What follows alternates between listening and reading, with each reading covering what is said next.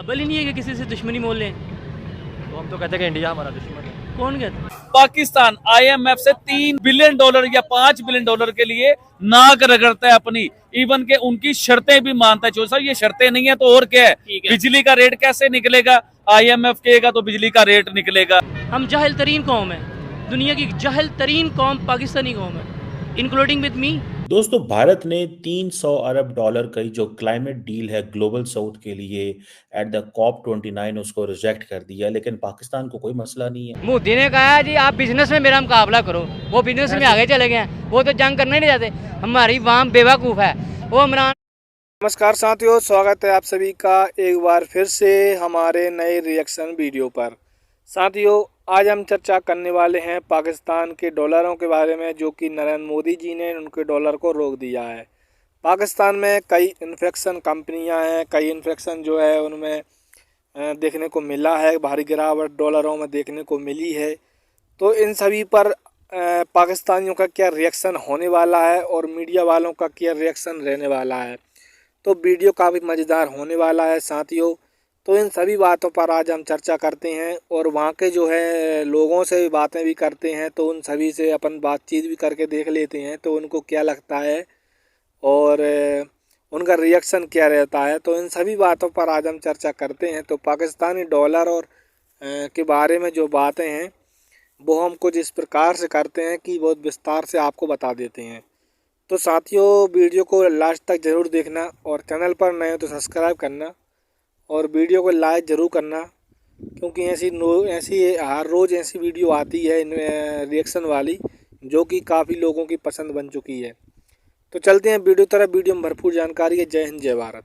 300 अरब डॉलर का जो क्लाइमेट डील है ग्लोबल साउथ के लिए एट द COP29 उसको रिजेक्ट कर दिया, लेकिन पाकिस्तान को कोई मसला नहीं है।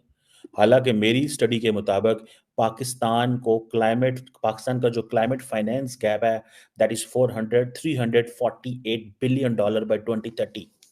पाकिस्तान को अकेले इतना जो है वो पैसा चाहिए। बहरहाल द क्वेश्चन इज कि इंडिया कहता है कि नहीं, हम ये 300 बिलियन डॉलर की डील जो कि 2035 तक दी जा रही है फॉर द ग्लोबल साउथ, हम इसको रिजेक्ट करते हैं। ये एक यूएन क्लाइमेट कॉन्फ्रेंस जो है जो अभी बाकू अजरबैजान के अंदर हुई है, वहां पे बात हुई है।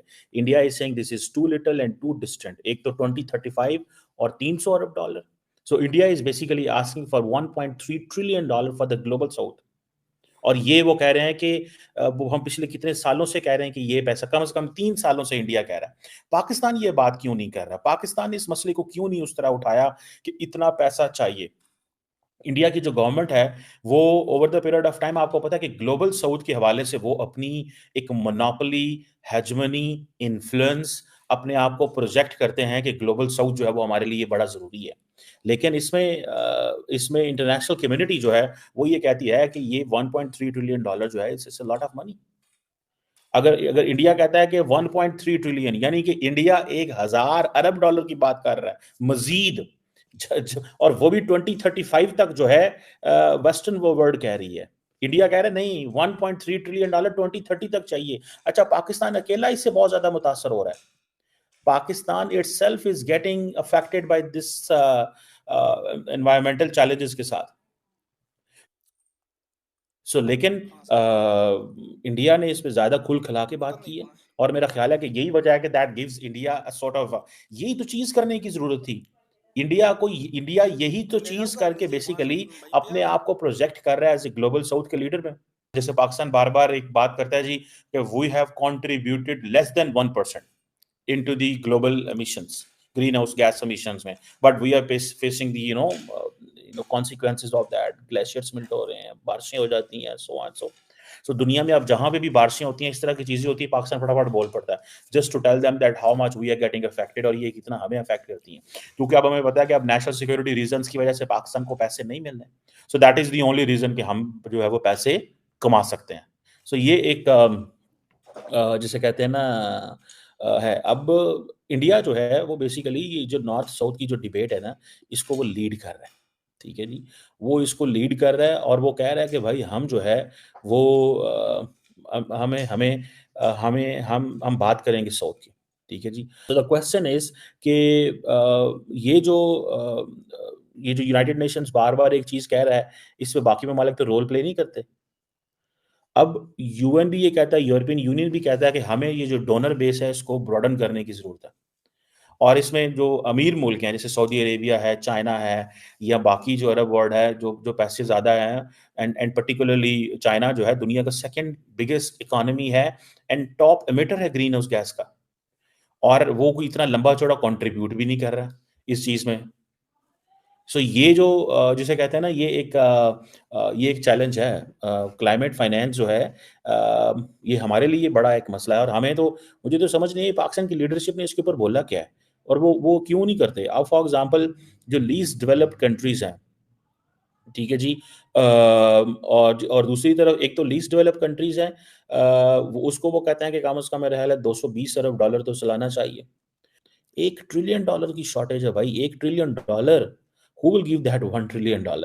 अच्छा, आज जैसे उधर चले जाएं आप यूक्रेन में, $100 अरब ऐसे फेंकेंगे अमेरिकन और बाकी जितनी पावर्स हैं, but when it will come to humanity in terms of this, कोई भी पैसा नहीं डालेगा। वो कहेंगे ये हमारे नेशनल इंटरेस्ट को सूट ही नहीं करता। अब हमारे जैसे मुल्क जो हैं, उनके जो नेशनल डेट्स हैं वो बहुत ऊपर चले गए हैं। इवन की वैसे तो अमेरिका का भी नेशनल डेट बहुत ऊपर चला गया, लेकिन अमेरिका इकोनॉमी बहुत बड़ी है ना, उनको फ़र्क ही कोई नहीं पड़ता। हमारे जैसा मुल्क जो है उसको हमने आईएमएफ के भी पैसे देने हैं। हमारे पास इतना पैसा थोड़ा ही है कि हम आईएमएफ के भी पैसे दें, वर्ल्ड बैंक के भी पैसे दें, बायलैटरल डोनर्स के भी पैसे दें। और ये मेरा ख्याल है कि इंडिया ने बोल्ड लीडरशिप शो की है and they have asked let's call spade a spade, give it the money.